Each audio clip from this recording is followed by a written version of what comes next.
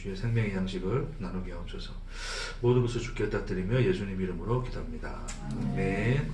예, 마태복음 5장 13절부터 우리 16절까지 말씀 보겠습니다. 마태복음 5장 13절부터 16절까지 말씀 보겠습니다.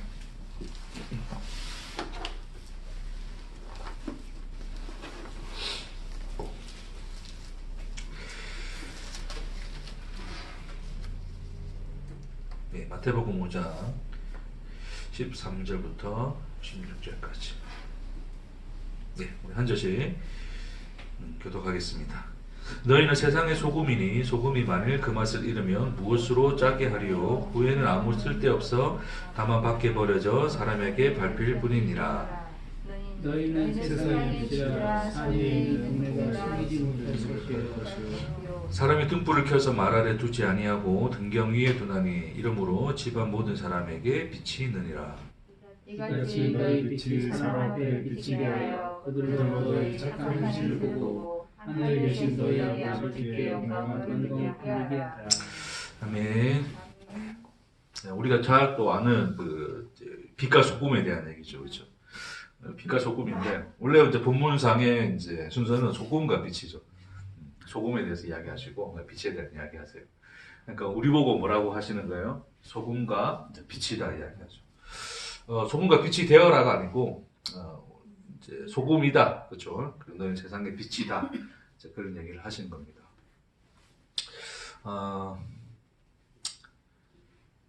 자, 그래서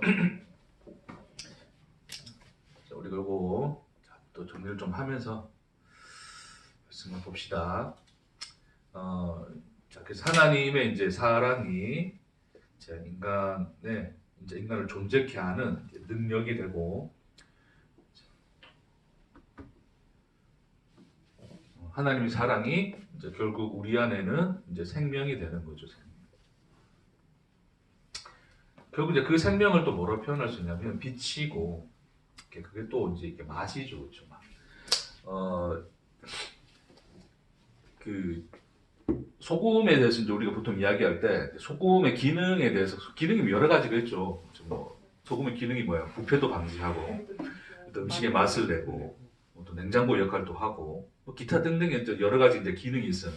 그래서 이제 우리가 보통 이제 우리가 소금이다 그러니까 이제 뭐 바닷물에 소금이 2%만 있어도 바다가 썩지 않는데, 세상에 이제 믿는 사람이 우리나라 이전에 이쪽 25%, 4분의 1, 25%가 믿는데도 뭐 나라가 이제 뭐 이 모양 이 꼴이냐, 세상에 썩어 나가냐, 그러니까 진짜한 그리스도인이 없기 때문이든지 뭐 그런 식으로 또 이제 소금을 이야기하기도 하는데, 근데 예수님은 어떤 부패와 관련해서 물론 뭐 말씀하실 수도 있는데, 오늘 본문상에서 예수님이 지금 말하고자 하는 것은 단순 어떤 부패를 방지하는 것으로 해서 어떤 기능에 대해서 이야기하고자 하는 건 아니죠. 그렇죠? 우리 아시겠지만 이 앞절에서 이미 의를 위하여 박해를 받는 자는 복이 있나니라고 하신 것처럼, 그러니까 주님을 위해서 이제 세상은 이제 우리가 약간 주님을 따를 때 우리 때문에 세상이 변하는 게 아니라 오히려 따르는 우리를 세상이 뭐 한다 그랬어요? 박해한다 그러잖아요, 그렇죠? 그러니까 세상에 이제 소금으로서 우리가 기능을 해서 세상을 변화시키고 세상을 부패를 방지하고 어떤 그 썩어가는 세상을 이제 썩지 않도록 하는 어떤 기능으로서의 소금으로 불렀다면, 오히려 이제 세상은 시간이 지날수록 우리를 박해를 하면 안 되겠죠. 예수를 잘 믿는 사람들을. 그렇죠? 근데 오히려 세상은 예수를 믿는 사람들을 뭐 한다 그러는 거예요? 박해를 한다 그러는 거예요. 그러니까 세상이 썩고 안 썩고는 그리스도인이 거기 있고 없고 하고는 관계가 있더라 없더라를 이제 이미 이야기를 하시고서 하시는 거예요, 그렇죠? 그러니까 너희가 소금이니까 너희가 진정으로 예수 믿고, 예수 믿는 사람이 세상에 2%만 있으면, 그러니까 너희가 제대로 잘 믿고 하나님 나라를 잘 선포하고 그 하나님의 뜻대로 또 잘 살고 하나님의 백성답게 살면 세상을 썩지 않을 거야 라는 것을 이야기하는 건 아니에요, 그렇죠? 그래서 오늘 본문에서의 소금으로서의 기능은 주님의 이제 예수님의 포커스는 맛에 있는 거죠. 맛없는 세상에 뭐가 된다는 거예요? 너희가 맛이 된다는 거죠. 그 전에 이걸 좀 보고 싶은 걸 뭐냐면, 그럼 결국 이제 우리에게 빛으로 이제 이야기하시고 소금이라는 어떤 음식이 가지고 있는 하나의 생명력, 그 맛에 대해서 이야기한다는 것은 결국 우리가 뭐를 가졌다는 거예요. 그 빛과 맛, 그러니까 그 생명을 가졌다는 얘기죠, 그렇죠? 그러니까 지금 여기서 너희라고 말하는 그 너희의 대상은 물론 이것을 또 가지고 또 여러 뭐 의견이 분분하게 돼요. 그래서 어떤 또 그 예정론에서 또 이제 이야기하는 사람들은 이미 이제 우리 창조 세계 밖에 있는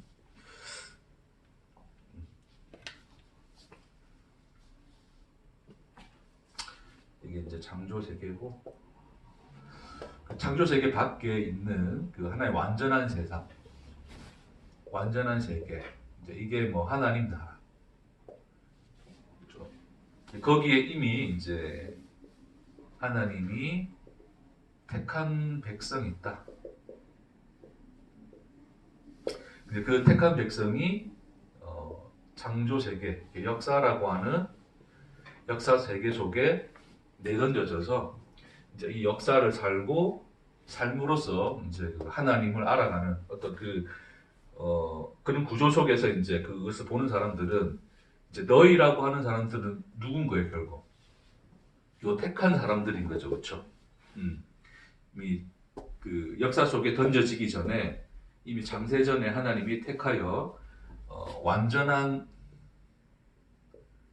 나로서 존재하는 그 실체가 있는 자들, 그런 자들이 세상 속에 온 거예요, 그렇죠? 그래서 이 세상에는 택함을 받지 않는 그냥 세상의 어떤 하나의 어떤 우리 이제 그 교육의 교보자가 되는 그런 사람들이 있고 택함을 받은 사람들이 있는데 그 택함을 받은 사람들이 이제 너희인 거예요, 너희. 빛과 소금이다. 이제 그렇게 이제 보는 사람들이 있는 거죠. 그래서 이제 이 역사 속에 던져진 사람들이 예수님이 말했던 그 팔복에 의한 이야기, 그렇죠? 그러니까 가난한 자가 되고 그다음에 애통하는 자가 되고 어떤 그런 삶을 역사 속에서 삶으로써 이 세상에서의 나의 존재는 이제 참 존재가 아니라 그리고 나는 하나님이 아니라 여기 하나님만 참 하나님이시고 역사 세계가 존재하는 것은 여기 참인 나를 깨닫게 하기 위하여 존재하는 것으로서 이제 그것을 배우고 이제 돌아가는 그런 것으로 보는 거죠. 근데 이제 뭐 저의 의견입니다. 제가 뭐 본 적이 없기 때문에 저는 여기 뭐 누가 있다 없다 본 적도 없기 때문에 제가 그게 답이다 아니다 말하지는 않아요. 네. 모르는 건 모른다 해야죠, 그렇죠? 아는 척할 수도 없고. 저는 그냥 나는 모르겠다 이거. 나는 모르겠다. 그리고 알바 아니다. 아르바이트 말고 알바가 아니다 뜻입니다. 알바 아니다. 알바 아닌 것 가지고 논쟁하지 말자. 우리가 왜냐면 이렇게 구조를 만들고 나면 이 세상이라고 하는 대상은 그러니까 택함을 받은 자와 택함을 받지 못한 자들로 구분되어져, 그렇죠? 그러고 나면 모든 내용이 다 사라집니다. 내용이란 게 뭐냐면 그냥 예를 들어서 우리가 누군가를 전도를 해요, 그렇죠? 복음을 전해요. 그 전하는 그 대상이 예를 들어서 복음 안 들어. 그럼 어떻게 하면 돼요? 우리가 어떻게 생각하면 될까요? 택함하지 못한 인간이구나 그냥. 신발에 그냥 먼지 털듯이 털어버리지 이제. 그러면 그걸로 끝나버리죠, 그렇죠? 그런 어떤 구도로서 내가 이걸 나눠버리면 더 이상 어떤 관계도 어떤 아무런 소통도 필요가 없어요. 나는 자유하죠, 대신에. 나는 할 바를 했고 뭐 아닌 거니까 내가 어떻게 하겠느냐에 이제 이야기로 가는 거죠, 그렇죠? 근데 그런 구조가 아니라 내가 그 사람이 택함 받았고 택함 안 받았고의 그런 구조가 아니라 그냥 단지 예수 안 믿는 인간이야. 그 속에 생명이 없어. 그럼 어떻게 해야 될까요? 죽을 때까지 해보는 거죠. 포기하지 않는 거죠. 뭔 말인지 이해하시겠습니까? 예를 들어서 그냥 뭐 소위 우리 자식이라 칩시다. 그럼 예수 믿으 지금 보니까 막 안 오잖아요. 지금 애들 막 안 오고 하잖아요. 한 번씩 하나님 내가 있는지 없는지도 모르겠다 그러잖아요. 그러면 야, 저 인간 택함 못 받고 지금 그냥 야, 너는 택함 못 받고 나는 진리를 아니까 택함 받은 하나님 백성이야라고 말할 수 있는가요? 죽을 때까지 예수를 전하겠죠, 그렇죠? 예수를 믿어라 그러겠죠. 기다리고 인내하고, 그렇죠? 나를 욕하든 핍박하든 질박든 그래도 내 안에 주신 생명을 그들에게 전하여 끝까지 그들을 찾아다니는 그런 내용의 삶을 살겠죠. 그걸 내용이라 그럽니다, 그걸. 그래서 거기는 오래 참음이 있고, 그렇죠? 기다림이 있고, 바라는 소망이 있고, 그런 내용을 가지는 거예요. 근데 이랬던 이 구조 속에서는 그런 내용이 필요가 없죠. 그냥 끊어버리면 되는 거니까. 그래서 그 제가 왜 이제 이런 얘기를 하냐면 이 플라톤의 이데아적인 사고가 단순히 플라톤이 만들어낸 어떤 하나의 철학적 사상일까를 질문해 본다면 여러분 영지주의 있죠. 영지주의는 누가 만들어낸 어떤 아무도 그렇게 생각을 못했는데 누군가가 뭔가 만들어낸 이론이나 원리일까요? 아니면 사람들 안에 이미 내재된 인간의 본성이 어떤 하나의 어떤 흐름으로 나타난 현상일까요? 1번, 2번. 네, 2번이죠. 그렇죠. 플라톤의 이데아 사상도 마찬가지입니다. 플라톤은 인간 안에 내재되어 있는 그런 인간의 기본적 어떤 근원적 사고들을 정리하고 집대성해서 이렇게 이제 하나의 체계로 만들어 놓은 게 이제 이데아론이고 이데아의 사상인 거지 사람 안에 없다 할 수 없는 거예요. 누구나 그런 내용들에 대해서 쉽게 동의가 되어지는 것은 이미 이제 그 속에 인간들 속에 내재된 어떤 인간의 그런 본성들이 언제나 자리 잡고 있는 거죠. 그러니까 우리가 왜 그런 걸 이제 그 기본적으로 인식으로 가진다면 그런 거 있잖아요. 뭐 예를 들어서 이제 우리가 살다 보면 내 손에 뭔가 주어진 게 있고 이게 있는 것 같은데 시간이 지나면 이게 있어요, 없어요? 없어요. 뭐 돈이 이제 계좌에 돈이 많이 꽂혀 있다가 시간이 지나면 돈이 그만 사라지죠, 그렇죠? 그러니까 사람들은 이제 있다가 없어지는 어떤 이런 현상들을 보면서 뭐 합니까? 않는 것에 대한 영원하지 않는 것을 인식하는 거죠. 사람도 어떻게 돼요? 살다가 죽고 없어지잖아요, 그렇죠? 그러니까 영원하지 않음에 대한 뭐가 존재합니까? 두려움이 존재하는 거예요. 가져도 가지고 있는 게 아니고 누려도 누리고 있는 게 아닌 거죠. 왜요? 사라질 수 있는 것들이니까. 내가 지금 숨이 붙어 있는 것이지만 내일 아침에 꼴까닥 그냥 죽을 수 있는 거고 없어질 수 있는 거죠. 근데 그런 것들이 다 뭐와 연관되어 있어요? 인간의 존재성과 연관이 되어 있죠. 가장 근원적 어떤 두려움은 뭐냐면 인간이 없어진다는 거예요. 죽음 자체보다도 인간이 가장 두려운 게 뭐예요? 나라는 이 존재 자체가 없어지는 것을 인간은 두려워하거든요. 그러니까 죽음의 근원적 두려움은 사라지고 없어지는 거예요. 그렇죠? 그러니까 그런 두려움을 극복하기 위해서 인간은 무슨 어떤 개념을 붙듭니까? 여기서 좀 쓸까요? 인간의 어떤 존재성에 대한 두려움이 존재하죠. 그러니까 사실 우리가 어떤 스스로 존재하고자 하는 인간의 그 존재성이 사실은 뭐도 함께 내포하고 있는 거예요. 그 존재성 자체가. 그게 참 존재로서의 존재는 아니잖아요. 인간이. 이렇게 존재할 때는 참 존재일 수 있는데 인간이 하나님 사랑 없이 그냥 인간 스스로가 존재하고자 하는 이 존재의 상태, 스스로 존재가 되고자 하는 이 존재의 상태는 참 존재로서의 존재는 아니란 말이에요. 그렇죠? 그러니까 뭐가 함께 내포될 수밖에 없어요. 이것이 참이 아니니까 그 속에 두려움이 내포될 수밖에 없죠. 거짓으로 밝혀지고 드러나면 그게 두려운 거죠. 그렇죠? 그러니까 이 인간들이 끊임없이 추구하는 게 뭐냐면 이제 영원이라고 하는 것을 추구를 해요. 이 영원이라는 것을 추구를 해서 이 나의 존재성을 영원한 것으로, 그러니까 나라는 존재가 그 영혼의 속성을 가지기를 소망을 하게 되죠. 그러니까 인간 속에서는 그 영혼을 추구하는, 그리고 이 영원한 것만이 뭐다? 참된 것이죠. 그렇죠? 참된 것이니까 그것을 추구하는 뭐가 종교나 그것을 찾아내고자 하는 철학적인 그 인간들의 노력이 나타날 수밖에 없는 거였어요. 그렇죠? 그래서 그것의 대표적인 것으로서 이제 이 종교는 유대인이 하나의 대표자가 된다면 이 누구였어요? 이거? 헬라인이죠, 그렇죠? 헬라인.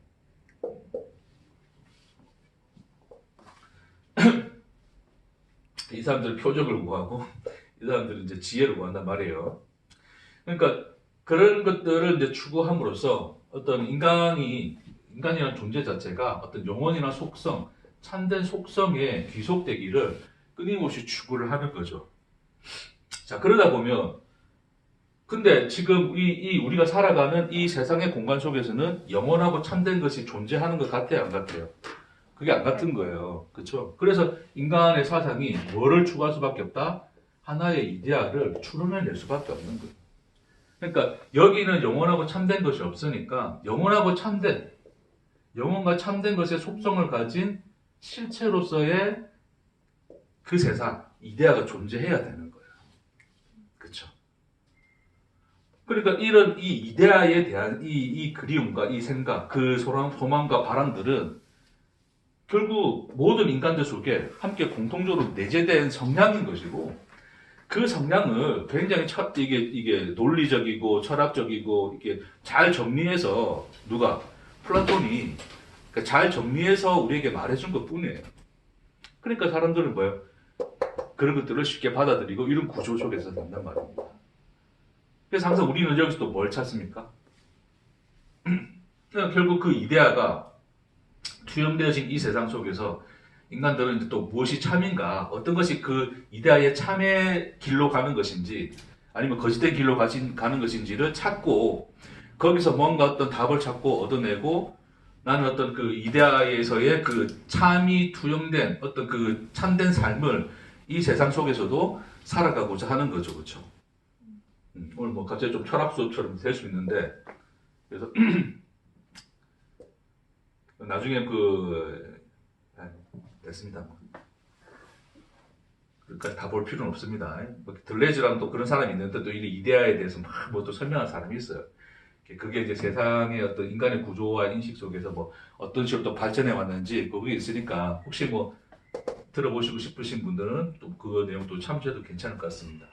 자, 어찌됐건 중요한 것은 그래서 인간들은 이제 그런 어떤 이데아의 어떤 참의 그 세상, 이제 참을 내가 깨달으면 그 참의 삶으로서의 그 인생을 살아야 됨을 이제 그걸 이제 추구를 한단 말입니다. 그래서 이제 어떤 것이 이제 참되고 어떤 것이 잘못된 것인가를 인간들은 뭐 하고 싶은 거예요? 이제 구분해 내고 싶은 거죠, 그렇죠? 그래서 인간들은 뭐를 추구할 수밖에 없습니까? 뭐가 참된 길인가? 그게 뭐예요? 정의죠, 정의. 정의란 무엇인가? 그렇죠? 그 사람 이름 뭡니까? 그 저자가? 저자 이름이 안 나네. 뭐 샌더 들어간 것 같은데 마이클 샌더니까 하여튼 있어요. 그 정의란 무엇인가? 왜냐면 그러니까 인간은 이제 무엇을 선택하고 어떻게 가야지 참된 길을 가는 것인가에 대한 고민들을 하잖아요, 그렇죠? 또 그런 것들을 이제 인간들이 또 하나의 또 합의하여서 이게 참된 길이고 이게 정의로운 길로 가는 거야라고 또 정해놓고 싶은 거죠. 그런 때 인간들이 역사 속에서 인간들이 이제 이렇게 추구하고 이렇게 살아온 모습들을 보면 이런 모양들이 다 녹아져 있는 거예요. 그러니까 우리는 본성적으로 뿌리 깊게 어떤 이데아적 사고를 지니고 있을 수밖에 없다. 자, 그렇기 때문에 이 기독교라고 하는 이제 기독교죠. 종교 안에서도 인간들은 동일하게 생각을 하는 거예요. 그렇죠? 천국이 어디 있어요? 하나님 나라? 이게 이데아가 하나님 나라죠, 그렇죠? 이게 완전하고 참된 세상, 그렇죠? 완전하고 참된 세상, 이제 천국이 있는 것이고, 그 천국이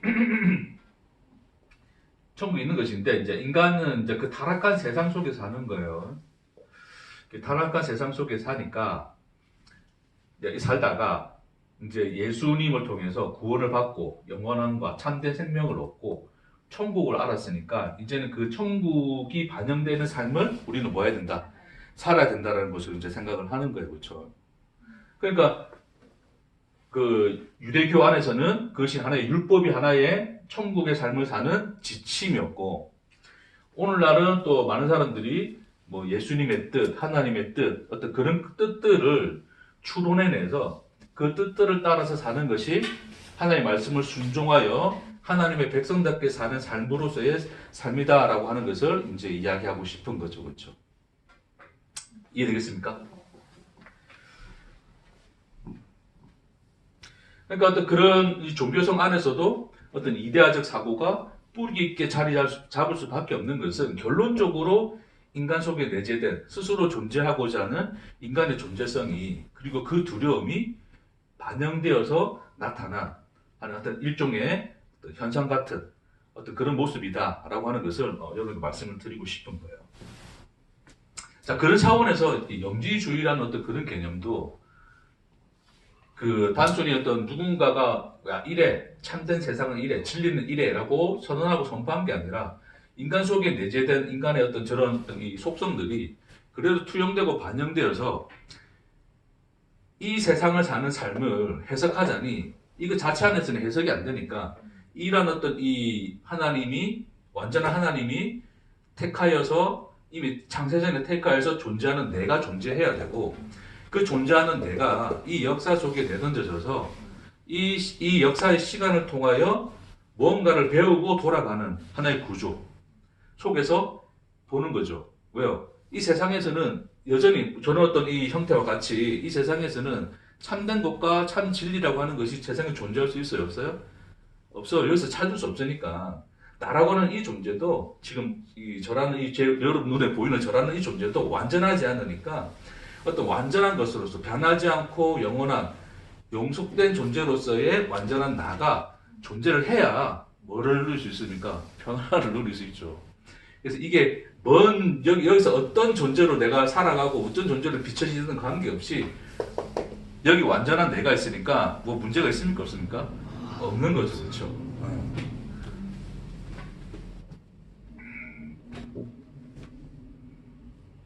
그러니까 이 세상에서 보면 해석되어지지 않는 많은 문제들이 있잖아요. 해석되어지지 않고 뭔가 정의 내려지지 않고 어떤 이런 모든 어떤 이 일상의 내용들을 한 번에 깡그리 이걸 정리할 수 있는 개념은 그냥 이거 헛된 거야 이거 현상이고 이거 여기는 아무 의미 없어. 여기가 진짜야. 여기는 뭔가만 배우고 가면 돼. 세상이 헛된 거고 하나님은 참된 존재이신 하나님만 배우고 돌아가면 돼. 라는 것으로 이제 이걸 이야기해버리면 너무 편하잖아요. 편하죠, 그렇죠?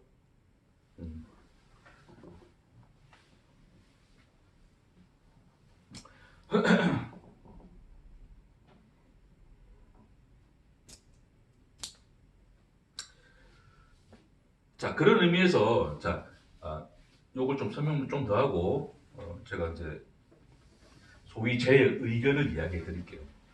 설교인데 참 설교는 의견입니다. 무슨 하나님 말씀입니까 설교가?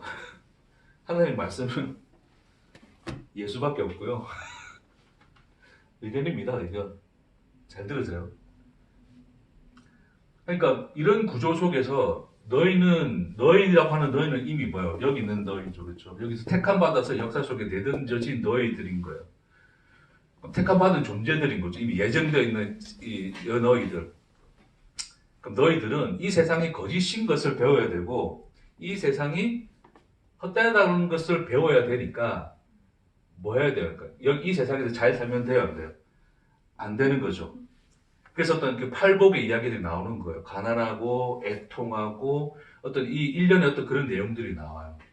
그럼 결국 빛으로 산다는 건 뭐냐면 이 세상에 이 세상 너머에 그 완전한 세상에서의 참된 진리가 들어와서 그게 이제 이 택한 백성들 안에는 계시가 되겠죠, 그렇죠? 그것을 깨닫고 나서 그것이 이제 이 세상 자체가 더럽고 거짓되고 헛되다는 것을 비춰주는 거예요.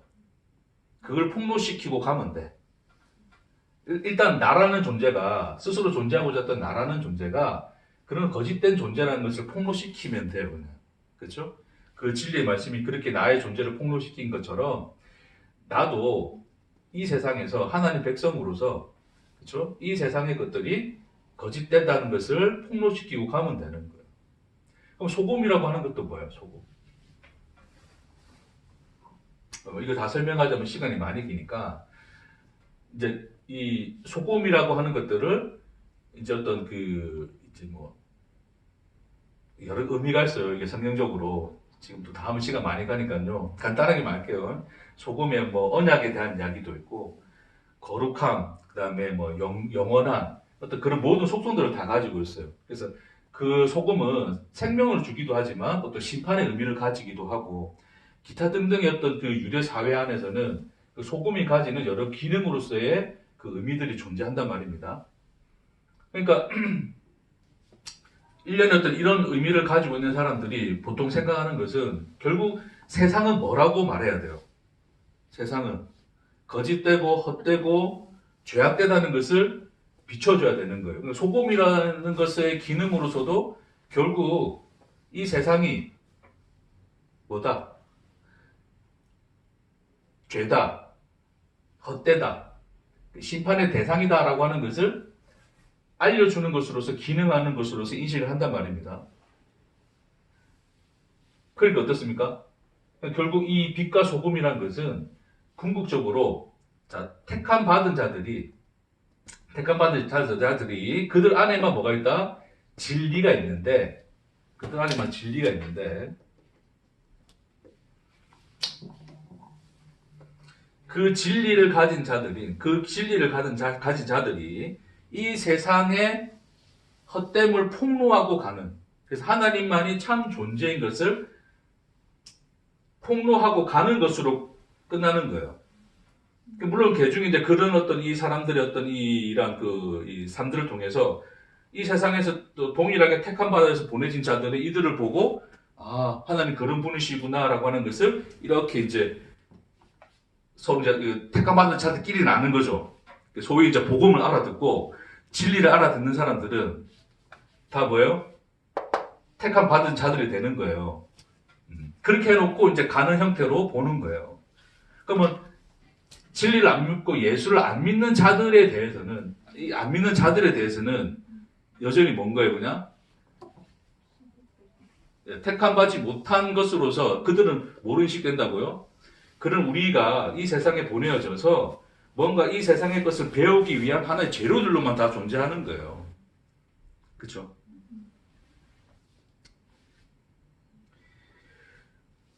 그래야 신본주의야, 신본주의.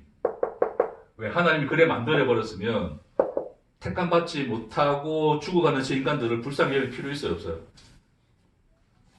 제가 볼 때는 진리를 아는 자들이 좀 더 잔인합니다. 무서워요.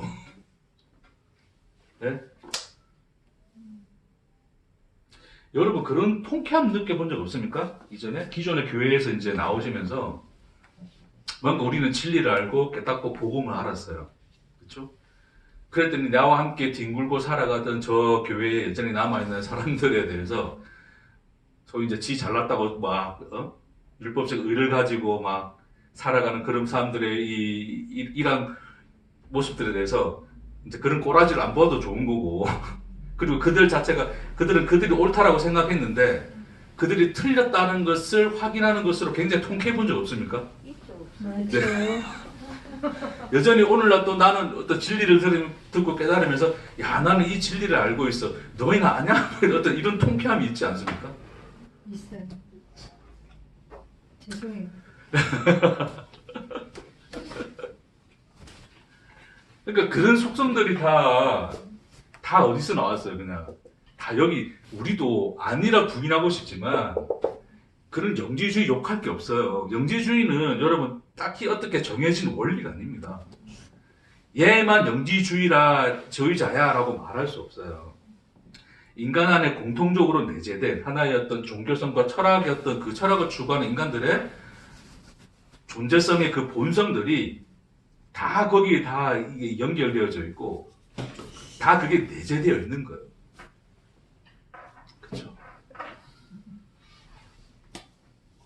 우리 아버지 제가 또 설교를 이렇게 아주 이제 조리 있게 잘 못하고 이게 뭔가 또 시간 질질 끌고 이러다 보니까 뭔가 때로는 막 무슨 말인지 모르겠고 막 깨닫지 못해가지고 막 마음이 힘들잖아요. 힘들 때 있잖아요. 그렇죠. 예, 너무 힘들어하지 마세요. 그러니까 내가 뭔 말인지 그러니까 괜히 못 깨달으면 나만 계속 뭐 이상한 게 되는 것 같잖아요. 이게 뭔가 누군가 또 아는 것 같은데 누군가 나는 모르고 있으면 괜히 또 어때요 이거? 진짜 이거 괜히 자기 진득해지고 하잖아요. 그것도 그러니까 결국 뭐냐면 깨달았다는 것 자체만으로 내가 기뻐하고 있지는 않은지를 생각해 볼 필요가 있습니다. 그렇죠? 그러니까 우리가 하나님을 알아간다는 것과 어떤 그 말에 어떤 예를 들어서 설교나 말씀이라고 하는 그런 것들을 내용을 깨닫는 거하고 하나님을 알아가는 거하고 동일시할 필요가 없어요. 자, 다시 이야기하겠습니다. 자, 또 이래 이야기하면 또 인본주의랄까봐 내가 뭐 높아심하는 얘기인데 뭐 그래 생각해도 상관없습니다. 자, 시골에 있는 어떤 할머니가 있습니다. 자, 그분은 도무지 이런 유튜브를 할 줄도 모르고 이런 얘기를 들을 수 있을까요? 없을까요? 없어요. 자, 근데 어떤 누군가 와서 시골에 와가지고 예수님 믿으세요. 하나님이 이렇게 할머니 사랑하셨습니다. 천국이 있습니다. 예수 믿으면 구원받고 천국 갑니다. 라고 전해줬어요. 자기는 평생 그냥 내가 이렇게 살다 지옥 갈 줄 알았는데 나를 용서하고 나를 구원하신 분이 계시구나 라고 하는 예수를 알고 믿고 산단 말입니다. 근데 그 할머니가 갑자기 이런 설교를 들어요. 알아듣겠습니까? 우리도 못 알아듣겠네. 그렇죠. 우리도 못 알아듣. 말하는 나도 잘 못 알아듣겠는데 다시 들어보면 이게 뭔 설교 왜 저렇게 했길래 이게 못 알아듣겠을까 그런 정도인데 그걸 알아들을 수 있을까요? 못 알아듣죠, 그렇죠? 그럼 일단 1차적으로 물어볼게요. 그렇다면 그 할머니에게 구원이 없을까요? 있죠. 그렇죠. 구원이 없다 말할 수 없잖아요, 그렇죠? 내가 있다면 내가 확답은 못하겠지만 그분의 믿음은 그분의 믿음인 거니까 하지만 구원이 없다라고 말할 수가 없죠, 그렇죠? 그러니까 그분은 그러면 하나님 모른다 말할 수 있을까요? 2차적인 질문. 같은 말이죠, 같은 말. 자, 그 할머니가 하루 아침에 일어나서 이제 오늘 또 눈도 내리고 그렇죠? 아이고 하나님이 이렇게 예쁘게 눈 내려주시네. 뭐 그렇게 시작해서 하나님 오늘 또 맛있는 아침밥을 먹게 해주셔서 감사합니다. 그렇기도 할 수도 있겠죠. 어떤 기타 등등해. 그래서 하루에 어떤 일상의 삶을 살았단 말입니다. 그렇죠? 그러니까 오늘 이 유튜브를 못 알아듣는다고 하더라도 그 하나님을 아는 시간일 수가 있어요. 그렇지 않습니까? 무슨 이해하시겠습니까? 그러니까 굳이 뭔가의 내용을 알고 모르고 하고는 관계가 있을 수 없어요. 없다고요. 그러니까 오늘 하루 왔는데 못 알아듣고 가신다고 아무 힘들어하지 마세요. 여기서 그냥 아무것도 못 알아듣고 가셔도 집에 가서 듣고 또 들어도 뭔 말인지 몰라도 괜찮아요. 여러분에게 뭐가 있습니까? 삶이라는 시간이 있습니다. 그렇죠? 제 의견입니다. 또 이것도 뭐 의견에 동의하시면 그냥 아멘 하시면 되는 거고 뭐 안 하면 어쩔 수 없고. 그러니까 그 하나님을 알아간다는 것이 신비예요. 신비. 그래서 뭔가 우리가 이런 구도 속에서 뭔가를 이걸 이해를 해야지 우리에게는 뭔가 진리가 있고 하나님을 알고 생명을 알아가고 하는 그런 게 아니에요. 그러니까 우리가 뭔가 그래서 내가 진리를 알았다, 저들 모르는 걸 나는 알고 있다라는 것으로 통쾌함을 느끼고 있다라고 한다면 결국 그 통쾌함은 어디서 오냐면 여기서 온 게 아니에요. 생명에서 온 게 아니라 뭐에서 왔다고요? 이런 구조 속에서 나는 택한 백성이네, 나는 진리 안에 나는 것으로서 인간은 스스로가 평안을 누리고 스스로가 기뻐하고 통쾌함을 누리는 거란 말이에요. 그렇죠? 그럼 그들에게 있어서는 결국 뭐예요? 계속 뭘 해야지 기쁠까요? 뭘 채워놔야지 기쁘겠습니까? 영적인 지식, 진리를 채워 넣어줘야 기쁜 거예요. 그래서 늘 듣고 또 듣죠, 그렇죠? 네. 그래서 유튜브에 돌아다니면서 여기서 듣고, 그러니까 최대한 많이 알고 또 물론 그걸 알고 배우는 것을 잘못되다 말하는 게 아닙니다. 당연히 그럴 수 있어요. 하나님 더 알고 싶고 하나님 뜻을 알고 싶어서 또 하나님 누구신가를 알고 싶어서 듣고 하기도 한단 말입니다. 그렇죠? 그 자체를 뭐 제가 나쁘다 뭐 그렇게 하진 않습니다. 근데 잘 생각해 보셔야 돼요. 한편으로는 그렇게 하는 우리의 행위 속에서는 결국 이런 구조 속에서, 자, 이런 어떤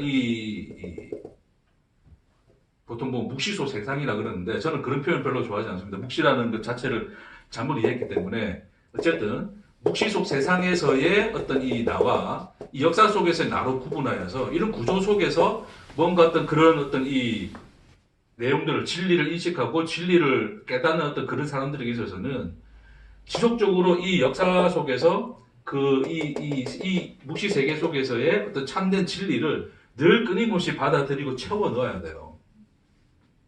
그래야지 목마름이 해결이 되죠. 그러니까 끊임없이 여기도 찾고 저기도 찾고 다 찾으면서 돌아다닐 수밖에 없어요. 그러니까 우리가 목말라서, 그러니까 우리 하나님이 목말라서 하나님을 찾고 구하는 거하고 이런 어떤 나를 채울 수 있는 진리를 찾고 구하고 하는 것은 다릅니다. 아까 제가 할머니의 비유에서 말씀드린 것처럼 하나님을 아는 것과 어떤 진리의 지식의 내용을 채워가는 것하고는 완전히 다른 얘기예요. 그러니까 제가 진리 강박증이라는 어떤 그런 설교에서도 그런 얘기를 했지만 인간들이 진리라는 이름을 자꾸 진리라는 이름 자체가 이게 뭐예요 이게? 이게 참인 거고 영속된 것이고 영원한 거거든요. 이런 것을 끊임없이 찾고자 하는 이유가 어디에 근거해 있다고요? 두려움에 근거했어요. 왜요? 내가 아는 것이 틀리면 돼요, 안 돼요? 여러분, 그러니까 이때까지 여러분이 우리 기존의 교회에서 나와가지고 진리라고 배웠던 이 말씀들이 잘못된 거였다 만약에 판명된다 칩시다.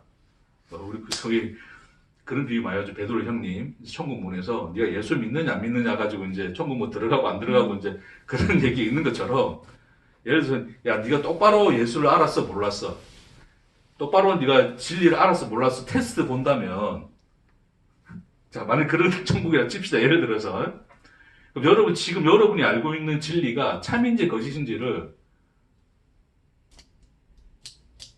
일단 어떻게 확증할 수 있으며 그 진리가 거짓이라고 만약 판명된다면 어떻게 될까요, 여러분? 그 진리가 거짓이니까 그 진리가 거짓의 표현은 좀 그렇고 그 진리가 완전하지가 않아. 막 거기 불순물이 섞여 있고 잘못된 것도 많고 막 그래. 그러니까 너무 많이 틀렸어요. 점수가 이 미달이야. 한 70점 이상은 들어오는데 너 70점 이하야. 라고 판명돼서 천국 못 간다 칩시다. 불안합니까? 안 불안합니까? 불안하죠, 그렇죠? 지금 뭐 죽을 날도 얼마 안 남았고, 죽을 날도 많이 남았고 상상이 안 갈 수 있는데 예를 들어서 이제 지사님이 지금 뭐 암이 걸렸다 치고 말이 씨가 되는 거 아닙니다. 걱정하지 마세요. 이제 사형 선고 받았어요. 이제 다음 주에 죽는 거예요. 다음 주 안에 이번 주 안에 죽는 거예요. 지금 뭐 아실 거예요. 그래. 기도해서. 기도하는데 지난주 기도하라 해가지고 또 답이 바뀌었어. 그전에는 이런 대답 안 했을 건데 지금 답이 바뀌었어. 그러니까 내가 잘못 알고 있는 것 같아. 뭔가 난 70점 안 될 것 같아. 그럼 어떨까 할까요? 저희하죠. 두렵겠죠, 그렇죠? 네. 그러니까 아주 이건 그냥 단순한 비유를 드는 건데 그런 두려움이 존재하는 거예요. 만약 그래야 된다면 두려운 거죠. 나는 70 이상의 진리를 알아야 되는데 그에 미달해 있다, 모르고 있다, 혹은 잘못되어 있다 라는 것이 두렵기 때문에 살아있는 동안 끊임없이 순도 100%의 진리를 찾아다니려고 하겠죠. 그렇죠? 그게 하나의 진리의 강박증처럼 나타나는 거예요. 이해되겠습니까? 그러니까 그런 것들은 결국 뭐에 근거해 두고 있다? 존재성에 대한 두려움이다. 그렇죠?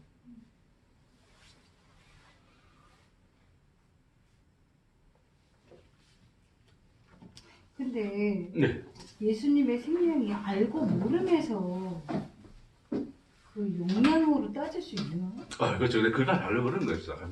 미리 또 답을 이야기하고 예를 들자면 그러니까 그런 어떤 인간들의 영지적인 사고가 야 나는 영지주의 아니야 라고 이야기하지만 영지주의라고 붙인 이유는 뭐냐면 그게 이제 영지주의가 이단으로 밝히니까 내가 이단이 아니라는 것을 확인하기 위해서 주의라는 말로 구분시켜 놓은 것 뿐이에요. 그렇죠? 근데 영지적인 어떤 사고의 그 어떤 본성들, 그런 어떤 인간들의 그 본성, 사고적 본성들은 영지주의든 아니든 인간 속에 내재된 거란 말이에요. 왜요? 육을 갖고 있는 인간이 그 육의 속성이 이 두려움이 함께 내재되어 있기 때문에 끊임없이 어떤 영지적인 그런 어떤 사고의 어떤 그 틀을 벗어날 수가 없는 거예요, 이게. 그 틀이 늘 존재하기 때문에 인간들은 이 속에서 진리를 아는 것이 중요하고, 그럼 진리를 아는 것이 중요하기 때문에 뭐가 되는 겁니까? 어떤 것이 참 진리고 100% 순두의 진리인가를 찾아야 되는 것이고, 또 그만큼 알아야 되는 것으로서 기회가 되는 거예요, 결론적으로. 그러니까 아무리 복음을 전하고 진리를 전해도 진리를 못 깨닫는 인간들은 결국 나는 이제 내 속에서 뭐라고? 야, 택함 못 받은 인간들이네로 가는 거죠. 그렇죠? 그러니까 이제 그런 어떤 형태로서 인간들이 이제 이 세상을, 그러니까 이 역사 속에서의 세상을 그렇게 생각해야 한다면, 그렇게 생각을 하기 때문에 이 예수님이 말씀하시는 오늘 이 말씀, 그래서 이 말씀을 이제는 말씀 나눌 거예요. 이게 중요하니까 잘 들으세요, 여러분. 이 말씀을 택감받지 않은 이 세상에 대하여는 어떤 영향도 주지 않는 말씀으로 이해하고 싶은 거예요. 요거 이야기하려고 길게 이야기했네. 자, 보세요. 자, 오늘의 말씀을 잘 보세요. 그냥 이거 헬라어로 봐도 이 해석 자체가 잘못되어 있지 않습니다. 괜찮게 잘 해석을 했어요. 완전한 직역은 아니지만 약간의 의역은 들어갔어요. 의역은 들어갔지만 헬라 원어가 그 원문이 가지고 있는 말의 의도 자체는 크게 벗어난 거 없이 잘 번역을 해놨습니다. 잘 보십시다, 여러분. 자, 예수님이 뭐라 그러냐면, 자, 너희는 세상의 소금이니 소금이 만일 그 맛을 잃으면 무엇으로 짜게 하리요? 후에는 아무 쓸데없어 다만 밖에 버려져 사람에게 밟힐 뿐이니라 라고 이야기를 했습니다. 그렇죠? 자, 두 번째 빛을 보세요. 자, 너희는 세상의 빛이야. 근데 그 빛인데 빛의 속성이에요. 자, 산 위에 있는 동네가 숨겨지지 못한다. 이게 무슨 말입니까? 산 위에 있는 동네가 숨겨지지 못한다. 쉽게 생각하세요, 여러분. 물론 이 산을 예루살렘으로 생각해서 그 예루살렘에 있는 예루살렘이 어떤 하나의 율법의 상징이에요. 그렇죠? 인간이 만든 성전의 상징인데 그것들을 이제 깨부시는 빛으로서 이제 그 빛을 이야기하셨던 그런데 이게 사람들이 생각할 수는 있는데 물론 그런 해석도 가능할 수 있습니다. 근데 제 의견입니다. 제가 볼 때는 하나의 그냥 일반적 비유예요. 물론 이제 이 산이라는 말 앞에 정관사가 붙어 있긴 해요. 붙어 있긴 한데 이제 여기서 지금 빛이라는 속성에 대해서 설명하기 위해서 예수님이 뭐라 그랬냐면 산 위에 있는 동네가 숨겨지지 못하는 것이지 않느냐라고 지금 이야기하시는 거예요. 다시 말해서 그게 무슨 말인가요, 여러분? 예? 빛인가. 그러니까 가릴 게 없잖아요. 드러나 있다는 거예요. 그러니까 저 꼭대기에 있으면 다 보인다는 거죠, 그렇죠? 그게 빛인 거예요, 빛. 그래서 빛은 어디에서든지 어둠 있는 곳에서 빛을 비추면 빛 자체를 감출 수 있는 것은 있습니까, 없습니까? 없다는 거예요. 그렇죠? 그래서 빛의 속성에서 이야기하는 겁니다. 자, 그리고 사람이 등불을 켜서 말 아래 두지 아니하고 등경 위에 두나니 이러므로 집안 모든 사람에게 빛이 있느니라. 됐습니까? 그러니까 말 아래 두지 않고 어디에 숨겨놓지 않고 위에 여기다 달잖아요, 지금 여기 달아야지. 위에서 아래로 내비쳐야지 모든 사람에게 빛이 비춰지는 거죠. 그렇죠? 그 빛의 속성에서 이야기하는 거죠. 자, 그러면서 하시는 결론이 뭐냐면, 자, 16절에 이같이 너희 빛이 사람 앞에 비치게 하여 그들로 너희 착한 행실을 보고 하늘에 계신 너희 아버지께 영광을 돌리게 하라 그래요. 그렇죠? 자, 그래서 결론은 뭡니까? 예수님이 하신 말씀이 착하게 살아라. 너는 소금인데 소금이면 뭐를 해야 된다는 거예요? 맛을 가지고 있어야 된다는 거죠. 그렇죠? 그러니까 너희는 빛인데 비치면 뭐 해야 된다는 거예요? 빛을 비춰야 비춰줘야 된다는 거죠. 그렇죠? 그래서 우리가 이걸 일반적인 어떤 이 그냥 그 사고에서 우리가 이걸 해석해 버리면 단순하게 우리가 하나님 말씀 잘 듣고 예수님 말씀 순종해서 그렇게 착하게 세상에 이제 사랑을 베풀고 의를 베풀고 살면 그걸 보고 사람들이 뭐 하겠다는 거다? 하늘께 영광 돌린다. 예수 믿는다. 그렇죠? 라는 것을 이제 우리가 이제 쉽게 이야기를 하잖아요. 그렇죠? 네. 자, 이 제가 한 말에 이 해석이 맞을까요? 틀릴까요? 모르겠습니다. 아, 많이 겸손해 주셨어요.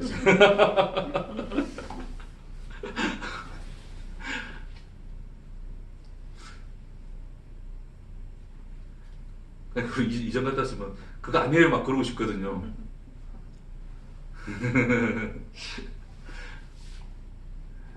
이 말의 뉘앙스가 그러니까 이런 거예요. 너희는 제가 해석한 걸 여러분 설명해 드릴게요. 제 의견은 나는 이거 모르겠어. 이거 모르겠어요.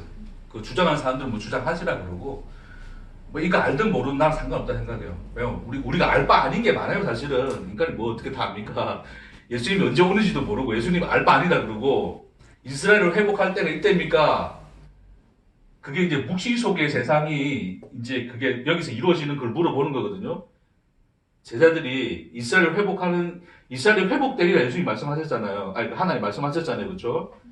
예? 그걸 본다면 이미 그는 묵시 속에 완전하게 완결된 세상인데 그 세상이 오는 것이 주님 이때입니까? 라고 예수님한테 물어봤어요. 부활했을 때.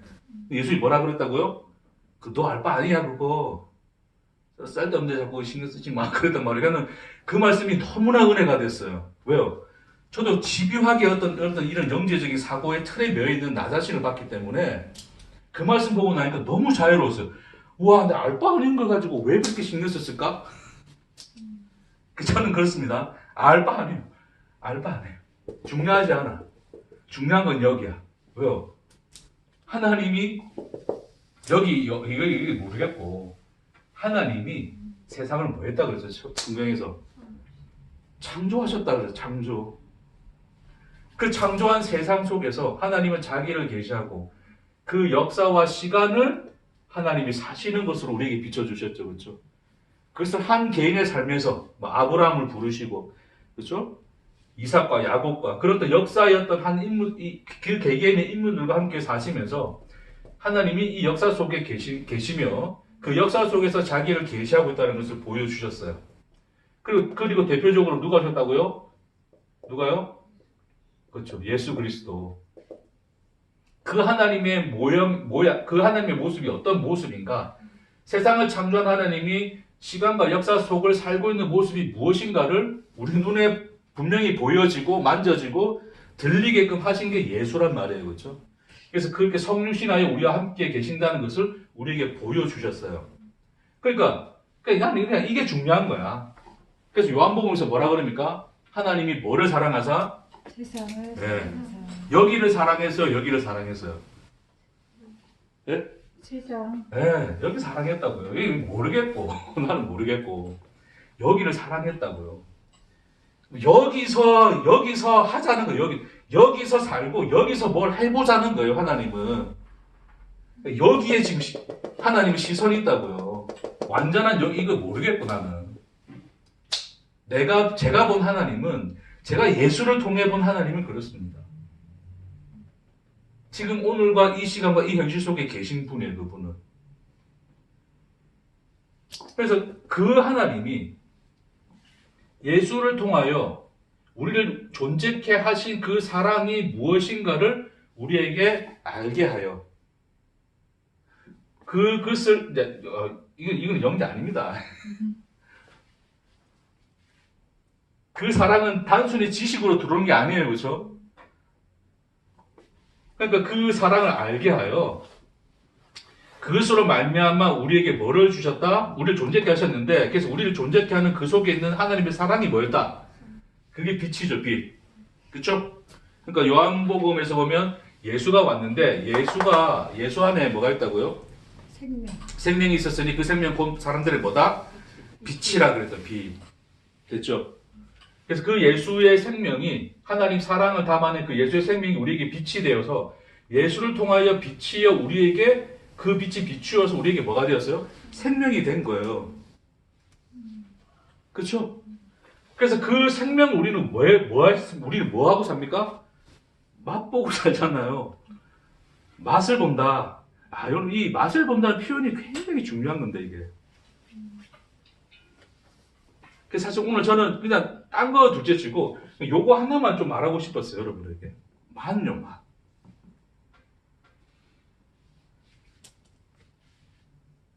자, 우리가 예수를 믿음으로 말미암아 우리에게 그 생명이 들어왔을 때 우리는 그 생명에 뭐를 느꼈어요? 맛을 느끼죠, 맛. 생명에 맛이 없었습니까?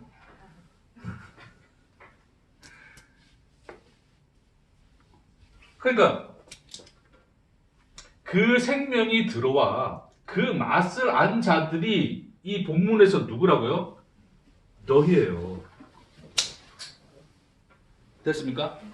그러니까 여기서 뭐 택하여서 온 자 뭐 그런 그게 너희가 아니고 예수를 통하여 지금 그래서 지금 이 팔복산에서 지금 이 상황을 잘 보시면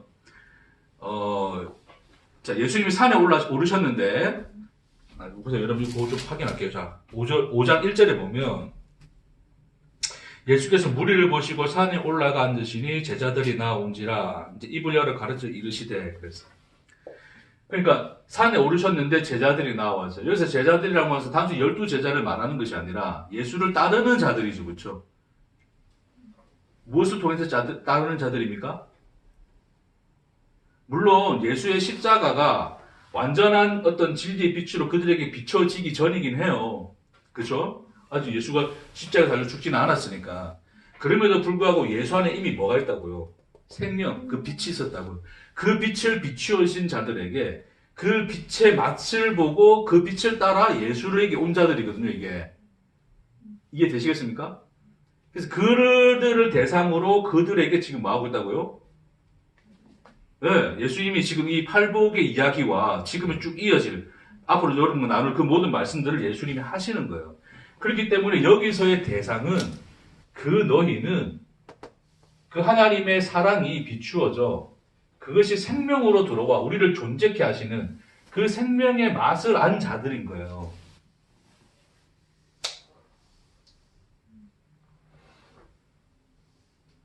그렇죠?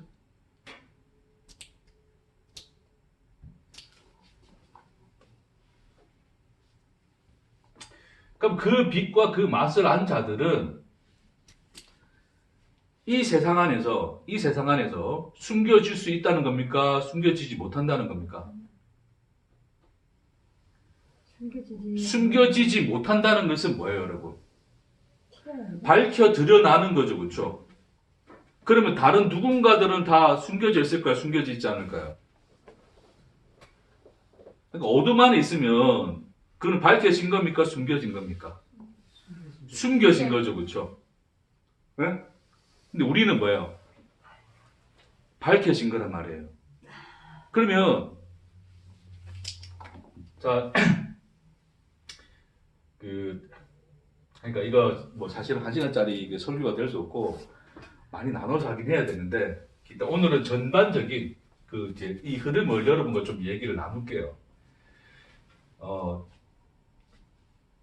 그러니까 이 자들과 어둠에 지금 있는 자들이죠. 가려진 자들, 이 산 위에 있는 동네, 드러나 있는 그 자들인데, 그래서 그러니까 그 자들인데, 그 자들과 이 어둠의 자들이 뭐 하고 있어 지금? 구분을 가지게 되죠. 우리를 빛이라 했을 때 이미 빛은 뭐하고 나눠진 거예요? 어둠과 나눠진 거죠, 그렇죠? 빛과 어둠이 나눠진 거죠. 그러니까 주님이 지금 빛과 어둠을 뭐 하고 있어요? 나누고 있죠. 그 나눔이라는 것은 우리가 만들어낸 그 택했다 택하지 않았다의 나눔이 아니라 그 나눔은 이 내용으로 나누어지는 거예요. 단순히 여기서 택한 자들이 보내지고 안 택한 자들이 그냥 여기 세상에 태어났고의 우리 인간의 지식으로 판단하여서 구분한 요 구분선이 아니라 뭐라고요? 생명. 우리 안에 준 그 생명이 그것을 구분해 내버린 거예요. 내가 너하고 다르다, 자랑한다 그 말이 아니라 이 어둠에서 우리는 빛으로 옮기웠느니라 그러잖아요. 사망에서 생명으로 옮겼다. 그 구분선을 이야기하는데 그 구분선은 뭐로 가능하단 말입니까? 우리에게 채워진 그 내용, 그 사랑으로 가능해진 거예요. 그러니까 하나님의 사랑이 그 안에 들어와 있는 자들은 그 들어와 있는 생명으로 말미암아 이미 뭐가 된 거란 말입니까? 그 어둠과 구분이 되어버린 거예요. 그럼 이 세상 어둠에서는 맛보지 못했던 그 생명의 맛을 우리는 뭐 하는 자들이에요? 아는 자, 맛보아 아는 자들이죠. 다윗이 고백했던 것처럼 여호와의 선하심을 맛보아 알지어다 그러잖아요. 그 시편이 어디서 쓰여진지 아십니까, 여러분? 그게 그 사울에게 쫓겨 도망다니다가 그렇죠? 그 어느 나라 왕이죠? 아무튼 암기 같은 게 잘 안 돼가지고 그것도 그 왕에게 라기스 왕인가요? 하여튼 거기 숨으로 들어갔다가 나중에 들통 나가지고 미친 짓 하잖아요, 그렇죠? 벽에 침 흘리고 벽에 울고 막 부비고 그런단 말입니다. 막 그거를 하는 그래서 왜 그랬다고요? 들키면 죽으니까 다윗인 게 안 들키려고 그랬던 거예요. 굉장히 비참하고 처절하죠, 그렇죠? 살려고 했던 거예요. 근데 그렇게 하고 난 이후에 지은 시편에서 뭐라 그런다고요? 너희는 여호와의 선하심을 맛보아 알지니라.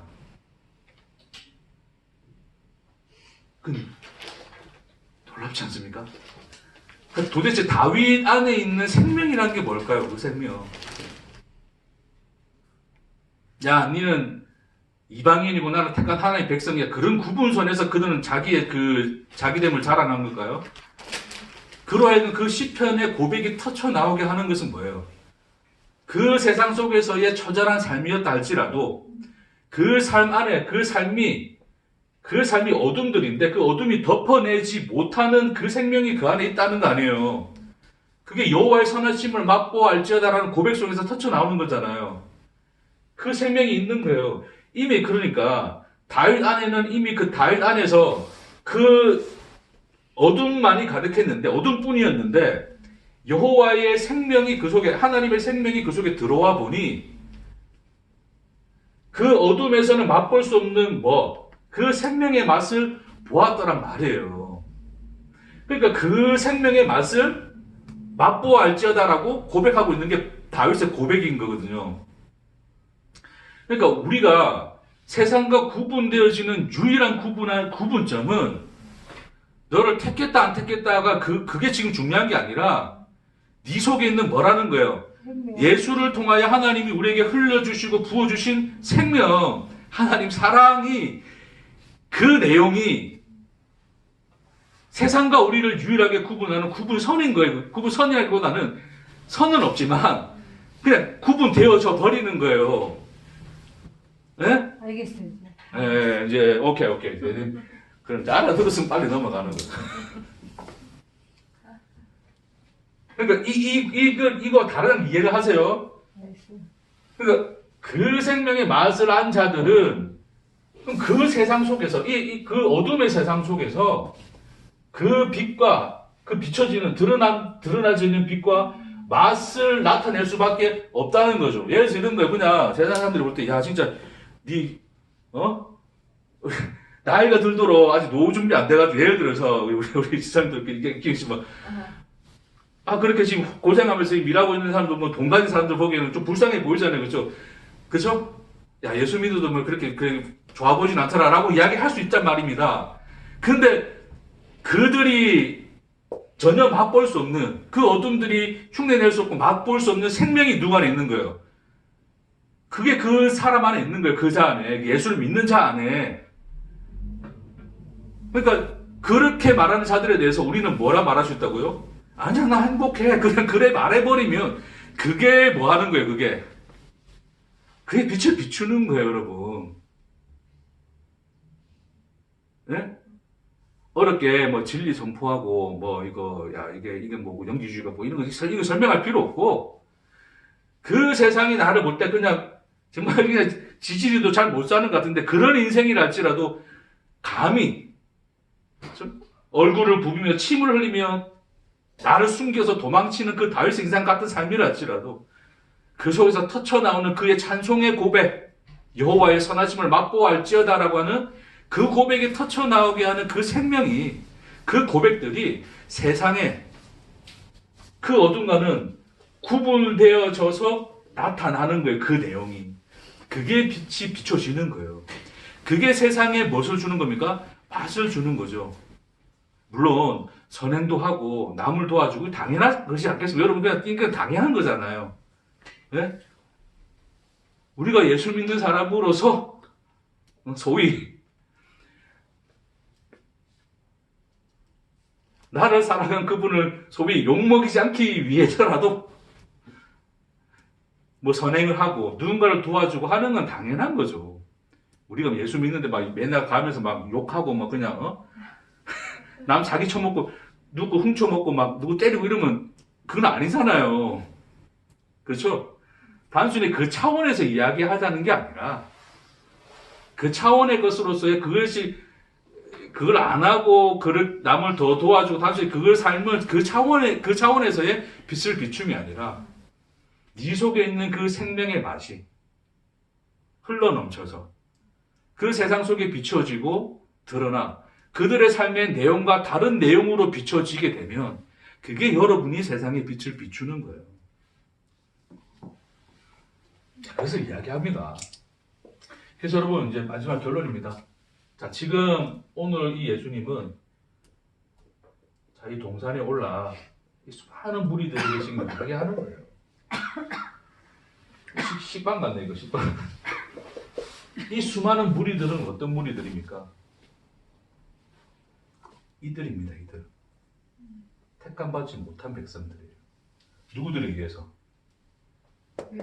율법을 가진 하나님의 선민이라는 의식 속에 가득 차서 그 율법의 의로서 자신의 택함 받음을 증명해냈던, 그래서 세리와 창녀와 같지 않음을 감사합니다라는 것으로 그 세상의 구분점을 삼았던 그들에 대하여 택함 받지 못하고 버림받은 백성들이에요. 그렇죠? 그 구분선에 서서 택함 받지 못한 그들에게 예수님은 8번의 복을 이야기했죠. 그들은 천국이 짓거래요, 그냥. 근데 예수님 그렇지 않대요. 가난한 너희가 천국 백성이야. 애통하는 너희가 위로받을 거야. 그 얘기 하신 거예요.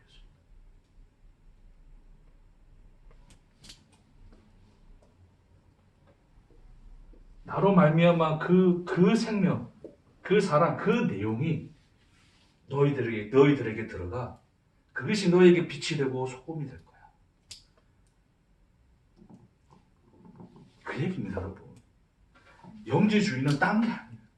율법주의가 영지주의였어요, 여러분. 이해하시겠습니까? 율법주의하고 영지주의가 다른 다른 게 아닙니다. 똑같은 인식의 차원이에요. 똑같이 그렇게 구분해내고 끊임없이 그런 것들로 나는 택함 받았네 안 받았네 그따위로 자꾸 생각을. 그 예수님이 뭐라 그랬어? 알바 아니라고 그거. 그러나 여전히 인간들은 진리를 안 해 모르네 가지고 자꾸 그걸로 판단한다는 말입니다. 그럼 진리를 아는 자들 입장에서는 진리 모르는 인간들은 택함 못 받았네요. 근데 예수님이 뭐라 그러냐면 천국이 너희 것이래요. 진리 몰라도 너희 거야. 너 유튜브에서 뭐 수많은 목사 설교 안 들어도 누군가 와서 너에게 예수 전해줬으면 그걸로 네가 나 믿고 있으면 천국 너희 거야 그러는 거예요. 걱정하지 말라 그럽니다. 그 내용은 누가 만드시니까요. 그 내용을 누가 만드십니까? 하나님 만드신다고요. 여기서 여러분 내용을 누가 만들어야 돼요? 자기가. 내가 알아야 될 거 아니에요. 내가 끊임없이 알고 그걸 깨닫고 연구하고 찾아내고 해서 알아야 될 거 아니에요. 그게 실력이 되는 거란 말입니다. 그들에게는. 근데 그거 아니라고요. 시골 할머니도 안다고요. 왜요? 그건 누가 주니까? 하나님이 주니까. 그걸 만들어내신다 그러니까. 단순한 거 하나, 그 믿음. 예수 믿느냐? 예, 믿습니다라는 그 대답 안에서 하나님 만들어낸다고요. 예? 아, 또 사람들이 또 그러더라고요. 믿음이 선물이 많습니다. 제가 지난주 그 유튜브 이제 올렸는데, 누가 또 어떤 처음 보시는 분이 이제 이 댓글을 달아놓으시더라고요. 우리 교인들은 아무도 댓글 안 다는데 누가 댓글 달아놓으셨더라고요. 그래서 제가 믿음이 없는데 어떻게 하면 믿음을 가지면 되나 이렇게 물어보시더라고요. 어떻게 맞아요. 찾아내셨을까? 네? 우리 목사님 말씀 어떻게 네, 찾아내셨을까? 그러니까요. 뭐 이게 다들 얻어 걸릴 수 있는 거죠 이게. 우리 인생이 그래요. 살다 보면 어떻게 얻어 걸리고 있는 게 인생인데. 아니 근데 뭐 그분이 뭐 이렇게 뭐 잘 들었다 뭐 깨달았다 뭐 그런 게 의미가 아니고 그분이 어쨌든 질문을 이제 그렇게 달아놨어요. 그렇죠? 어떻게 믿음을 가지나요?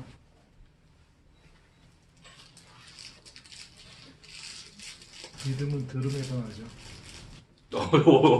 댓글 받구나 어제. 원래 알고 있는 거예요. 아 그런가요? 그래서 제가 그냥 댓글로 그냥 간단하게 이렇게 뭐 이렇게 저의 어떤 경험들을 이렇게 설명을 해놨어요.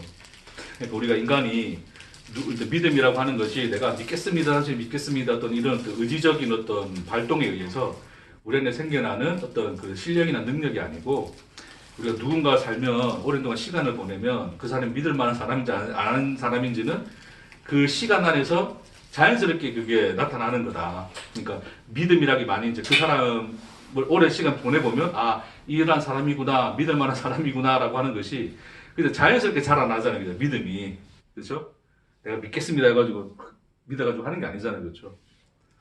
물론 인간에게 빗대서 죄송하지만 그러니까 그런 것처럼 하나님과 함께 그 시간을 보내면 우리가 동행하시는 하나님과 함께 시간을 보내다 보면 그 하나님에 대한 믿음이 마치 선물처럼 자연스럽게 우리에게 나타나는 것을 보게 된다라는 말씀을 드렸어요. 물론 이제 그것은 하나님과 함께 한다는 것은 뭘까? 물론 의심이 들고 할 수도 있죠. 저는 믿음이 없으니까. 하나님 믿는 거 줄지도 모르겠으니까. 저도 그랬거든요. 의심이 굉장히 많았어요. 저는 의심을 하라면 저만큼 의심해 본 사람이 많지는 않았을 것 같지 않을까 만큼 의심을 많이 했어요. 네? 안 그래 보입니까? 되게 순둥순둥해 보여요, 제가? 저 의심 많아요. 그러니까 나한테 도무지 증명이 안 되니까 하나님의 존재가 증명이 안 되니까 의심을 굉장히 많이 하고 이것이 뭔가 해결돼야지 이게 하나님 믿어질 것 같았거든요. 근데 의심이 되어도 그냥 말씀도 읽고 말씀도 보고 예수님을 알고 하다 보니까 자연스럽게 그 속에서 그 시간 안에서 흘러 들어오는 하나님의 은혜와 그 사랑과 그 영광 그 내용들이 내 안에서 자연스럽게 그분에 대한 믿음을 만들어냈습니다. 그런 제가 고백을 했어요. 제 경험이었으니까. 그렇죠. 그래서 그 믿음이라고 하는 것은 뭔가 증명이 되고 나를 설득시키고 납득시켜서 된 것이 아니라 그냥 생겨난 것 같아요. 그렇죠? 그런 의미에서 생겨났기 때문에 그 자체에 대해서 믿음을 내가 의지적으로 믿으라 안 믿으라고 할 수 있는 것들이 아니라는 거죠. 그렇죠? 그래서 이제 끝에 이제 믿음은 들음에서 나며 들음은 그리스도의 말씀을 말미암는다 이제 그 얘기를 이제 써놨는데 근데 중요한 건 제가 또 하나를 이렇게 또 첨부해서 달아놨어요. 첨부는 아니고 그 중간에 이제 내용을 달아놨는데 뭘 했느냐면 근데 믿음은 신비와 같아서 모든 사람마다 다 과정이 다르다. 그런 경험들이 다 다를 수 있다. 그러니까 내가 고백했던 이 고백도 단순히 믿음이 이렇게 생긴다라고 원리와 법칙으로 말할 수 있는 게 아니다. 누군가는 구원받고 싶어서 억지로라도 믿으려고 할 거예요. 왜냐하면 지옥 가는 게 너무 무서우니까 그럴 수 있어요. 그렇게 믿다 보니까 하나님의 말씀을 알게 되고 하나님도 알게 되고 예수를 알게 되고 그러다 보니까 경과 믿음이 생길 수도 있는 거죠. 뭔지 이해하시겠습니까? 어떤 사람은 어떤 뭐 병남의 경험을 통해서 그럴 수도 있겠죠. 이해하시겠어요? 믿음은 신비해요, 여러분. 그래서 뭐라 하나로 정의 내릴 수가 없죠. 그렇죠? 그러니까 중요한 것은 그것이 어떤 형태로 우리에게 주어지고 어떤 형태로 들어오든 그것 자체가 뭐예요? 하나님의 사랑과 은혜와 영광을 담아내는 통로가 된다는 거예요. 믿을 자 안 믿을 자 구분해 놓은 게 아니라 그래서 주님은 끊임없이 믿으라고 우리에게 요청하시죠. 예수에 대한 증인이 되라고 요청을 하시는 거예요. 택함 받았고 택함 안 받았고의 그걸 이야기하면 믿는 자와 믿지 않을 자는 이미 정해져 있죠. 그렇죠? 그러지 말자는 겁니다. 모릅니다. 믿음은 신비입니다. 전에 말씀드렸던 것처럼 우리가 아우니치를 가서 시골에 그 아무 이름도 모르는 할머니한테 예수 전해주고 왔는데 그 할머니가 믿음 가질 수 있습니다. 그렇죠? 아까 말씀드린 것처럼 의심이 있어도 그냥 말씀도 듣고 또 목사님들의 설교도 듣고 성도 간의 교제도 하고 하다 보니까 믿음이 자연스럽게 내 안에 생길 수도 있는 겁니다. 그렇죠? 그러나 무엇이 되었건 그 믿음이라고 하는 것은 뭐예요? 하나의 우리에게 이 생명을 흘려보내는 통로가 되는 거죠. 잘 기억하세요, 여러분. 그래서 여러분 믿으셔야 됩니다. 제가 이제 이런 말을 합니다, 이제. 믿으라고. 믿으셔야 됩니다. 자, 그럴 수 있어요. 사람들에게 그러니까 그런 거 있죠. 그러니까 믿어졌어요라고 하는 사람도 있어요. 맞아요. 믿어진 사람도 있어요. 살다 보니까 믿어진 사람도 있고, 의지적으로 믿은 사람도 있습니다. 됐습니까? 의지적으로 믿었던, 살다가 믿어졌던, 그거 다 믿음 맞습니다. 주님 어떤 것도 내치지 않아요. 우리는 자꾸 구분해보고, 뭐가 참 믿음인가 또 판단하고 싶은데, 그러지 말자고요. 예수님 믿고 싶다 그러면 믿는 거예요, 그냥 그게. 여러분, 수표 한 장, 그래서 사람들이 그런 거예요. 믿음은 행위가 아니니까, 믿음 선물이라 그랬으니까, 내가 믿는다는 의지는 하나도 없어야 되는 거 아닙니까? 여러분, 믿음이 믿음이 의가 될 수 있을까요? 행위가 될 수 있을까요? 예, 물론 의지일 수는 있습니다. 예, 의지일 수는 있어요. 근데 그 의지 자체가 의입니까? 그게 행위입니까? 잘 들어보세요. 이게 제가 늘 했던 비유인데, 가난한 집에 엄마가 있어요. 그 엄마가 자기 자식을 장가 보내기 위해서 열심히 돈을 모았어요. 1,000만 원 정도는 미천을 해줘야지, 누군가에 적은 돈일 수 있겠지만, 평생 1,000만 원 만져보지 못한 엄마가 있단 말이에요. 그 엄마가 근데 그 자식의 결혼을 위해서 열심히 일을 하고, 자기가 먹고 싶은 거 안 먹죠, 그렇죠? 엄마는 짜장면이 싫다고 하셨어. 그런 노래 가사처럼 싫다고 하면서까지 먹고 싶은 거 안 먹고 참았단 말이에요. 그래서 열심히 해서 그 1,000만 원을 모았어요, 그렇죠? 자기가 1,000만 원이 모아졌고 장가가 갈 때쯤 됐을 때 아들에게 전화를 합니다. 아들은 이제 네가 장가 가는데 결혼 준비해라. 내가 나한테 1,000만 원 보내줄 테니까 1,000만 원 받아라 한단 말이에요, 그렇죠? 자, 그러면 아들이 뭐라 그럴까요? 어이씨, 냅다. 감사해, 좋네. 물론 그럴 수도 있죠. 엄마하고 또 이렇게 지나다 보면. 그래서, 물론 이제 미안하니까 거절할 수는 있겠죠. 거절은 아니지만, 거절을 할 수는 없다는 걸 알죠. 받을 수밖에 없다는 걸 아는데, 그래도 어쨌든 아들이 그러겠죠. 엄마 써. 엄마 힘들게 했는데, 엄마 써. 그랬단 말이에요. 그래도 엄마는 뭐예요? 이건 너를 위해서 내가 모아놓은 거야.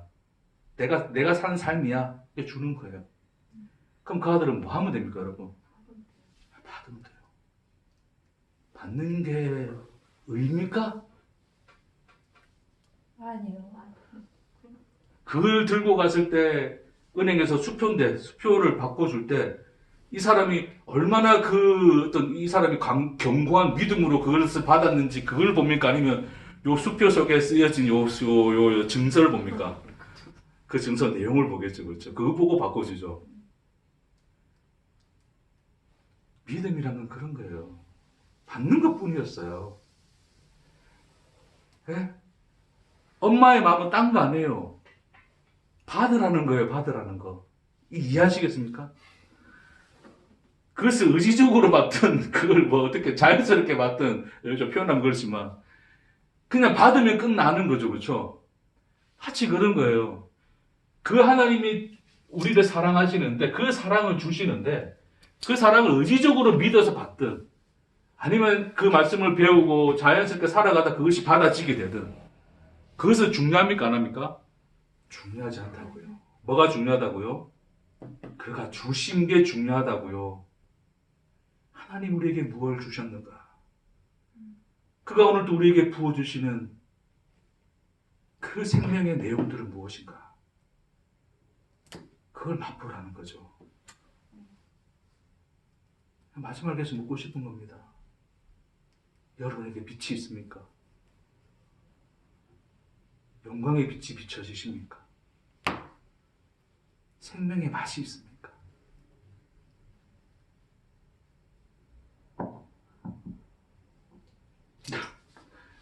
자꾸 우리 성도들은 세상에 내던져가지고 고난받고 고생받고 내 자아가 죽어지는 모든 것들을 경험해야 되기 때문에 막 삶이 힘들고 괴롭고 고통스럽다. 맨날 이런 얘기만 하다 보니까 우리 너무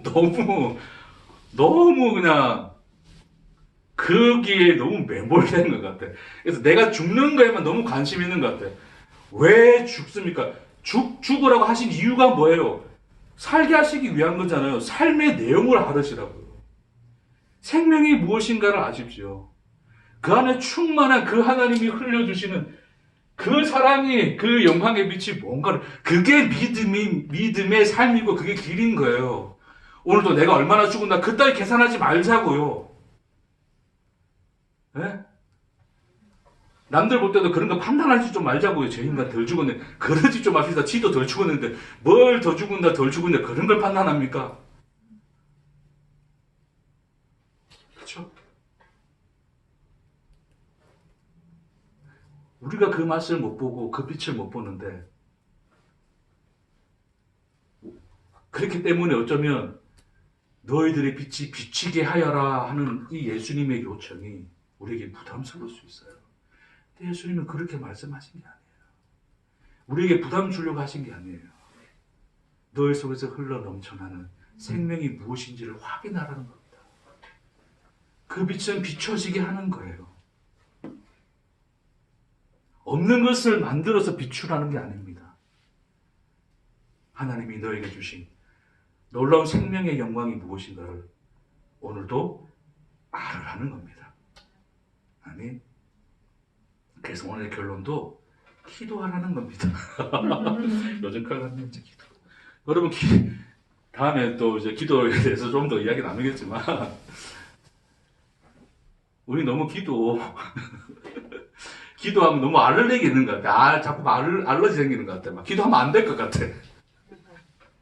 기도 어떻게 될지도 모를 것 같아. 그렇게 기도라는 것을 단순 어떤 행위, 내가 뭔가 내 삶에 더하여서 뭔가 하는 그런 것으로 보자는 게 아니라 호흡하시라는 겁니다. 그분을 호흡하고 그게 존재 양식이 되고 그 생명에 깃들여 살아가는 삶이 되자는 겁니다. 그래서 다음에 카이로스와 크로노스에 대해서 좀 더 이런 거 좀 이야기를 나누겠지만 그 기도라는 것은 그 카이로스, 하나님이 우리와 함께 살고 계신 그 시간을 맛보아하는 겁니다.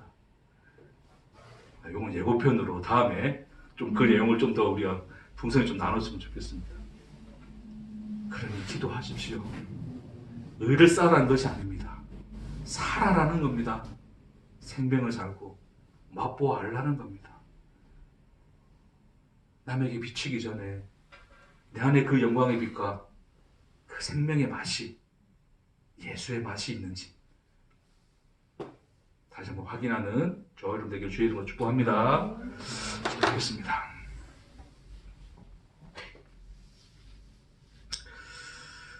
주님, 빛과 소금이라 하셨습니다. 그 맛을 알게 하시고 그 생명의 빛을 비추셨습니다. 그것이 감당되지 않고 흘러넘쳐서 아직 그 생명과 그 영광과 사랑을 모르는 이들에게 전하는 삶이 되게 하옵소서.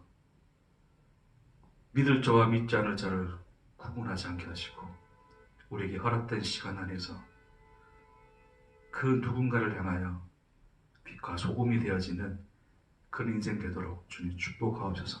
감사드리며 예수님 이름으로 기도합니다. 아멘.